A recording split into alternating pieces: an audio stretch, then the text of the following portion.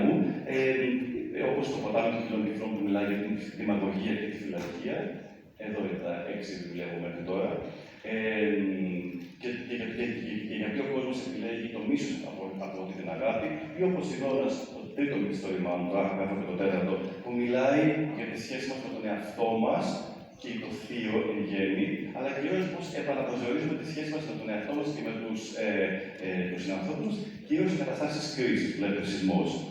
Επίσης, τα λεξικά μου. Έχω γράψει 3 λεξικά. Το τελευταίο είναι από το ομώνυμο podcast του Χίλιες και Μια Λέξεις, όπου, αν το έχετε ακούσει, βλέπετε ότι μιλάω για την ελληνική γλώσσα, αλλά με έναν τρόπο σαφώς πιο εύληπτο, πάνω και λίγο εκλαϊκευμένο, χωρίς όμως να χάνει, θέλω να πιστεύω, την επιστήμοσύνη του. Για ποιο λόγο το κάνω?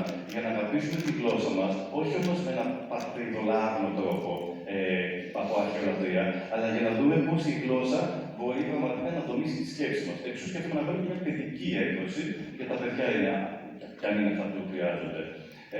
Οπότε έχω το podcast μου, όπως σας είπα, την εταιρεία, το Chase, που όσο το βλέπετε, θα βλέπετε ότι προσπαθώ σε κάθε απάντηση, όταν γνωρίζω κάτι, να δίνω μια περαιτέρω εξηγήση, όχι να θέλω να λέω, ναι, το δείτε, πάμε στην επόμενη ερώτηση.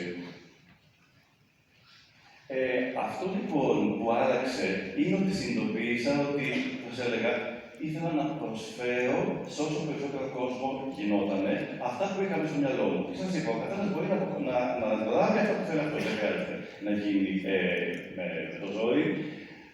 Όταν λοιπόν θέλεις να αλλάξεις τη ζωή σου, το πρόβλημα είναι ότι πολλές φορές ζούμε όλοι μας πολύ φρενήρεις ρυθμούς που σαν το βέλτο τρέχουμε πέρα και σαν ζωβλέ πρέπει να ισορροπήσουμε χιλιάδες υποχρεώσεις, πόσο μάλλον αυτό που είναι και η οικογένεια. Το